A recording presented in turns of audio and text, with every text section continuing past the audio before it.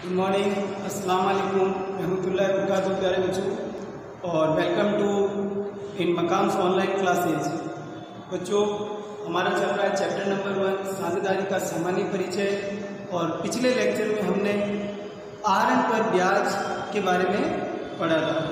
आज हम जो है वो पढ़ेंगे बंद साझेदारी भाइयों में समायोजन की विधियाँ, यानी कि कोई एडजस्टमेंट जो कि करने से रह जाए या गलत हो जाए तो उसको किस तरह से सही किया जाएगा साझेदारी खातों के बंद होने के बाद। तो स्टूडेंट्स, बंद साझेदारी भाइयों में समायोजन, जैसे कि पूंजी पर ब्याज देना था लेकिन उसको भूल गए, कई तरह की गलतियां हो सकती है। जैसे लास्ट ईयर अपन ने अशुद्धि का सुधार किया था, वैसे यहाँ पे ये सुधार करना है हमको कि जैसे पूंजी पर ब्याज देना था, नहीं दे पाए, या ज़्यादा दे दिया कम दे दिया। आहरण पर ब्याज भी लगाना था, नहीं लगा पाए, या ज़्यादा लगा दिया कम लगा दिया। वेतन देना था, कम दे दिया, ज़्यादा दे दिया। ठीक है, इसी टाइप से कमीशन है, या लाभ जो था वो लाभ हमने गलत अनुपात में बांट दिया। ठीक है, या फिर लाभ वाले अनुपात में साझेदारों ने परिवर्तन कर दिया कि नहीं भाई इसमें नहीं, इसमें बंटना चाहिए। तो ऐसी कई तरह की जो गलतियां होती है उनको सुधार करने के लिए जो तरीका है साझेदारी के अंदर, वो दो तरीके हैं बंद साझेदारी भाइयों में समायोजन करने के। सबसे पहला तरीका है एकल प्रविष्टि द्वारा, यानी कि सिंगल एंट्री से उसको ठीक करना, एक एंट्री के द्वारा ठीक करना। और दूसरा है लाभ वाली समायोजन खाता खोल करके। ओके, तो अब देखिए अपन इनको समझेंगे दोनों विधियों को आज कि भाई एकल प्रविष्टि से समायोजन कैसे होगा और लाभ वाली समायोजन खाता खोलकर कैसे होगा। ठीक है, तो देखते हैं अपन इसको एकल प्रविष्टि द्वारा। इस विधि के अंतर्गत बच्चों क्या करना पड़ता है, हमको ये इस फॉर्मेट की एक एनालिटिकल टेबल बनानी पड़ती है जिसको हिंदी में विश्लेषण तालिका कहते हैं। इसमें एक कॉलम हो गया पर्टिकुलर्स का, जहाँ की जो एडजस्टमेंट गलत हो गया या जो रह गया, जो करना है, उनके नाम लिखे जाएंगे एडजस्टमेंट्स को। फिर उसके बाद में अमाउंट के जो है जितने पार्टनर है उतने कॉलम तो बनेंगे, एक कॉलम एक्स्ट्रा बनेगा जो कंबाइन नहीं होगा फॉर्म का। ठीक है, यानी कि जैसे मान लीजिए 3 पार्टनर है पी क्यू आर, तो ये 3 कॉलम तो मैंने बना दिए पी क्यू आर के, और एक एक्स्ट्रा किसका बनेगा, फर्म का, कंबाइन भी। अब यहाँ पर जो है इनके भी 2 पार्ट करने, डेबिट अमाउंट, क्रेडिट अमाउंट। तो ये सब जो है मैंने देखिए debit credit, debit credit, debit credit, debit credit. तो ये एक विश्लेषण तालिका का फॉर्मेट है। अब जितने पार्टनर्स होंगे उतने कॉलम रहेंगे, सबके debit credit, debit credit, debit credit, और लास्ट में किसका रहेगा, फर्म का। ओके स्टूडेंट्स, अब अपन को ये जो है कैसे समझ में आएगी, तो इसके लिए अपन एक एग्जांपल लेते हैं, उसी से अपन इसको एनालिटिकल टेबल को समझते हैं। मान लीजिए कि जैसे ये 3 साझेदार है पी क्यू आर। अब ये पी क्यू और आर थे, इसमें पी की पूंजी है 50,000 रुपये, क्यू की पूंजी है 80,000 रुपये, और आर की पूंजी है 1,00,000 रुपये।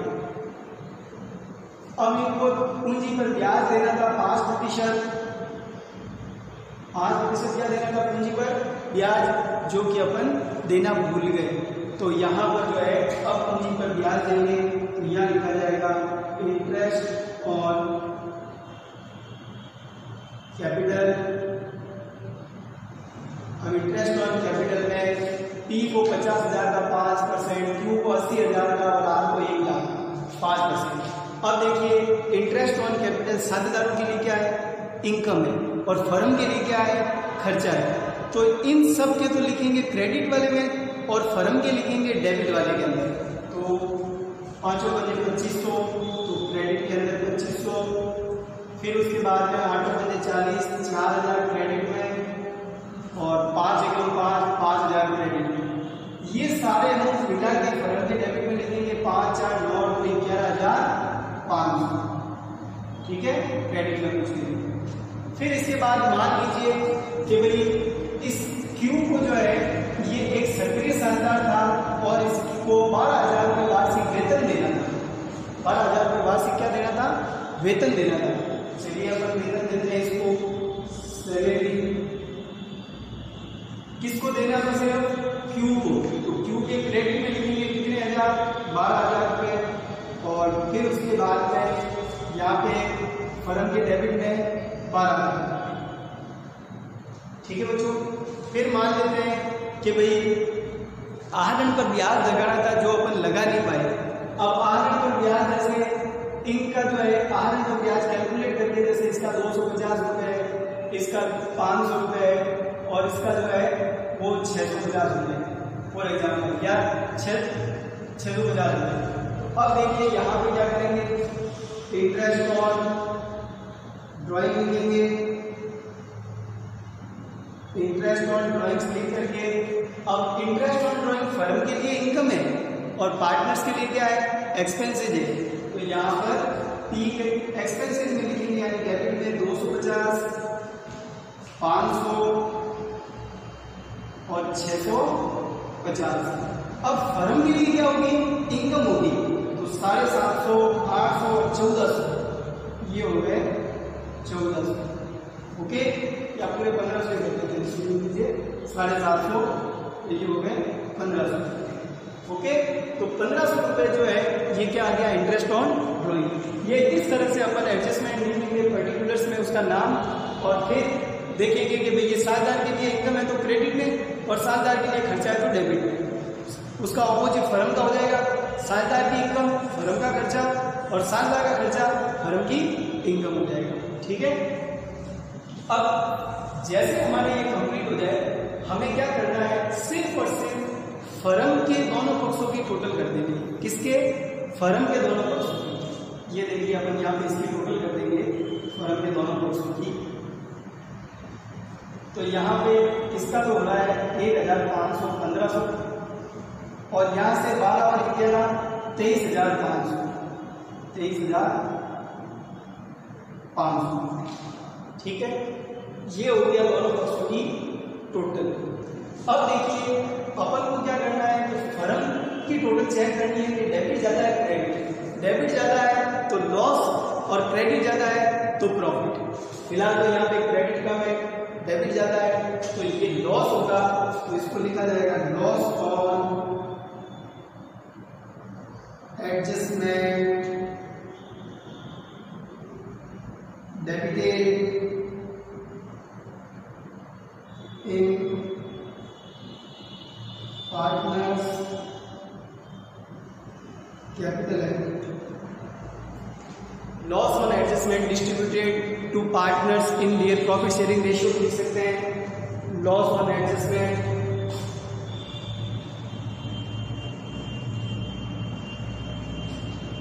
distributed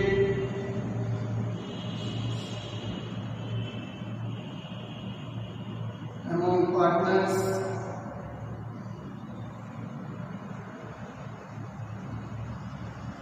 in profit sharing ratio। ये लाइन फिक्स है। अगर लॉस की जगह प्रॉफिट हो तो profit on adjustment distributed among partners in profit sharing ratio same to same आएगा। अब यहाँ पर मान लेते हैं एक पल के लिए कि भाई ये लॉस कितना हो रहा है इनका, 23,500 रुपये से घटाएंगे तो 22,000 रुपये का लॉस होता है। कितना लॉस हो रहा है, 22,000 रुपये। अब इनका प्रॉफिट शेयरिंग रेशियो अपन जैसे मान लेते हैं 2:1 कितना ले लेते हैं, 2:1 तो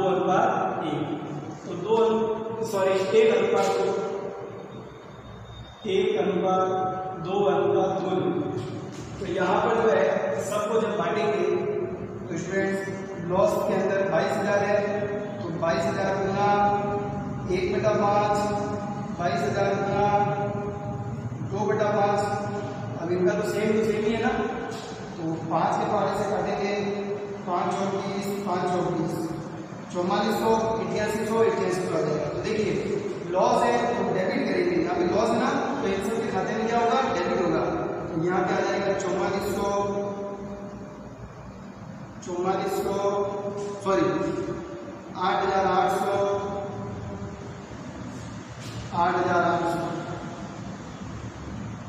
और यह आ जाएगा आपका 22,000 इसके क्रेडिट में, फर्म के क्रेडिट, इन सब के डेबिट में तो फर्म के क्रेडिट में। अब फर्म की टोटल तो बराबर हो जाएगी 23,500 23,500। ठीक है, देखिए सबसे पहले जो एडजस्टमेंट रह गए या जो गलत हो गए हमें उनको करना है, वो कर दिए। डेबिट में होना है, क्रेडिट में होना है, पार्टनर्स के फर्म के डेबिट में होना है या क्रेडिट में, वो सब लिखने के बाद हमें पहले क्या करना है, फर्म की टोटल करनी है। फर्म के डेबिट क्रेडिट की टोटल मैंने करी। अब ये देखना है कि डेबिट ज़्यादा है या क्रेडिट ज़्यादा है। डेबिट ज़्यादा है तो यहाँ पे क्या होगा, लॉस होगा। तो इस लॉस को, जैसा कि ये डेबिट ज़्यादा था, लॉस था 22,000, इस लॉस को जो उनका प्रॉफिट शेयरिंग रेशियो होगा पार्टनर्स का, उस रेशियो में डिस्ट्रीब्यूट कर दिया। तो लॉस है तो 7,000 के खाते क्या होंगे, डेबिट होंगे, और फर्म के खाते में कहाँ लिखेंगे, क्रेडिट के अंदर। ओके, और प्रॉफिट होता तो कहाँ लिखते हैं, फर्म के डेबिट में और 7,000 के क्रेडिट में। क्लियर? तो देखिए अब यहाँ पर ये लॉस डिस्ट्रीब्यूट करने के बाद अब हम एक बार और टोटल लेंगे। तो फर्म की तो दोनों पक्षों की टोटल बराबर आ जाएगी। इनकी जो आ रही है वही दिख रही है, जैसे 4,400 और ये हुए 4,650, फिर उसके बाद है 2,500, 8,800 और 500 9,300, 12 और 4 16,000, 8,800 और 750 हो गए 9,550, 5,000। ओके, तो अब बेटा देखिए कि यहाँ पर ये टेबल कंप्लीट होने के बाद जिस साझेदार का जो खाता ज्यादा है एंट्री करते समय उसको वही करना है। यानी कि जैसे ये लिखा हुआ है gaining partners capital account debit to sacrificing partners capital, तो यहाँ पे गेनर जिसका डेबिट ज्यादा है। अब ये एंट्री अगर आप नहीं ध्यान रखें गेनर पार्टनर, तो बस ये ध्यान रखें शॉर्ट में कि जिसका डेबिट ज्यादा है उसको डेबिट कर दो, जिसका क्रेडिट ज्यादा है उसको एंट्री में क्रेडिट कर दो। तो जैसे देखिए पी का डेबिट ज्यादा है, क्रेडिट ज्यादा है, डेबिट ज्यादा है, तो जब इसकी जनरल एंट्री करेंगे अपन एकल प्रविष्टि करेंगे, तो एकल प्रविष्टि यहाँ पास में कर देता हूँ मैं। जब इसकी सिंगल एंट्री अपन करेंगे जनरल एंट्री, तो उसमें जैसा कि पी का खाता क्या हो रहा है, डेबिट ज्यादा हो रहा है, यहाँ लिखेंगे पी कैपिटल अकाउंट डेबिट।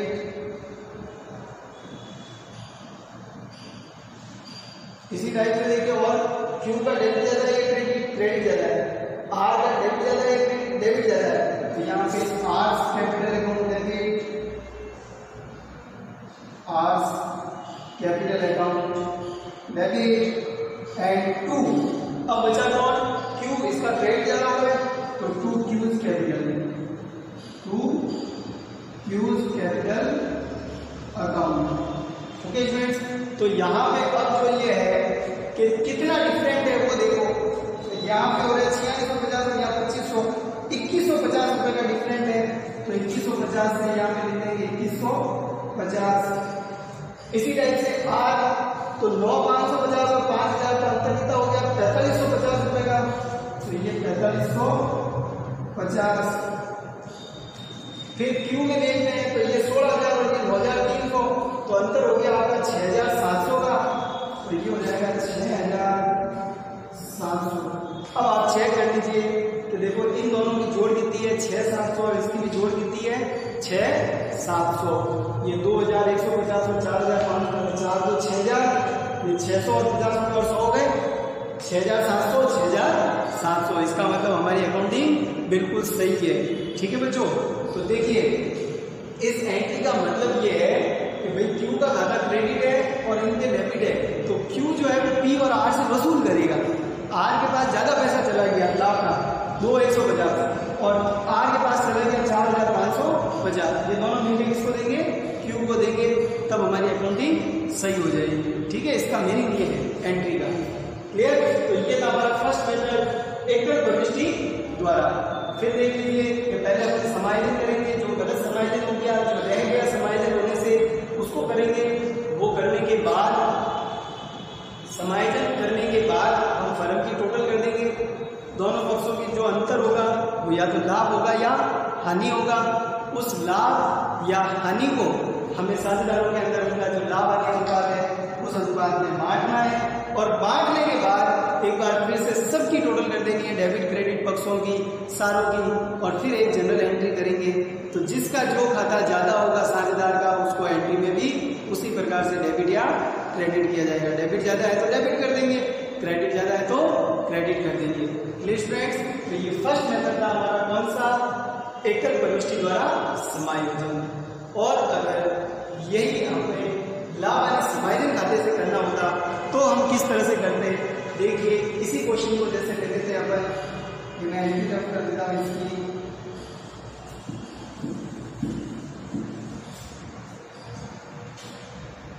अगर मुझे यहाँ पर लाभ वाली समायोजन खाता खोलकर करना होता तो मैं सबसे पहले जो समायोजन है इंटरेस्ट ऑन कैपिटल, तो ये उसी प्रकार करेंगे जैसे लाभ वाली नियोजन खाते में करते हैं। फर्क इतना ही है कि लाभ वाली नियोजन खाते में पहले लाभ लिखा जाता है या हानि लिखी जाती है, उसके बाद जो एडजस्टमेंट होते हैं वो सारे लिखे जाते हैं।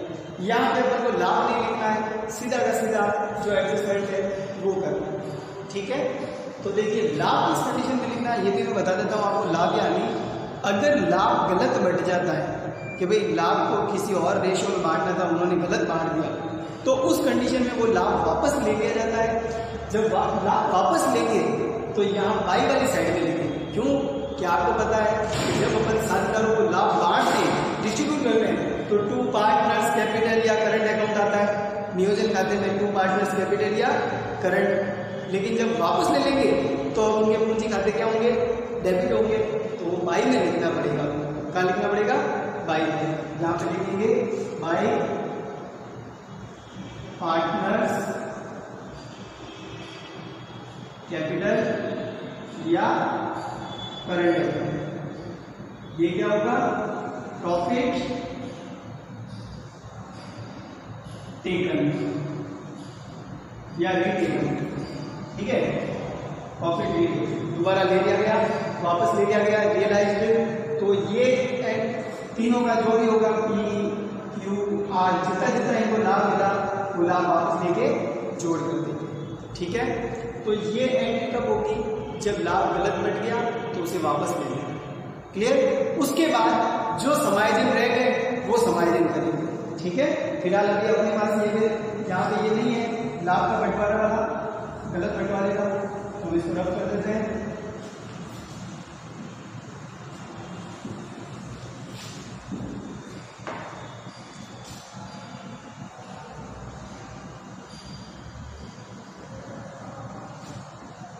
देखिए, तो सबसे पहले अपन को इंटरेस्ट ऑन कैपिटल का समायोजन करना है, तो ये 2 में आएगा, 2 interest on capital P Q R. P को इंटरेस्ट ऑन कैपिटल जैसा कि मिला था 2,000 रुपये, क्यू को 4,000 रुपये और आर को 5,000, टोटल 11,500। ये आ गया इंटरेस्ट ऑन कैपिटल। अब जो है वो लेते हैं सैलरी को, तो 2 ह्यूज सैलरी 12। फिर उसके बाद में इंटरेस्ट ऑन ड्रॉइंग, तो ये इनकम है फर्म की, बाई में आएगी।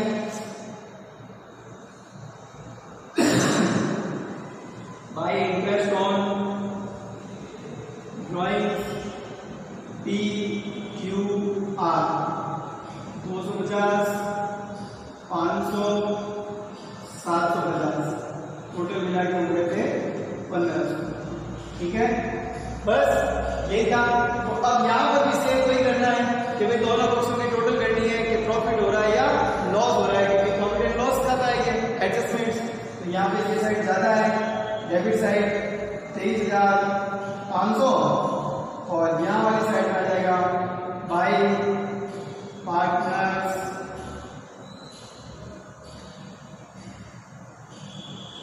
Capital oblique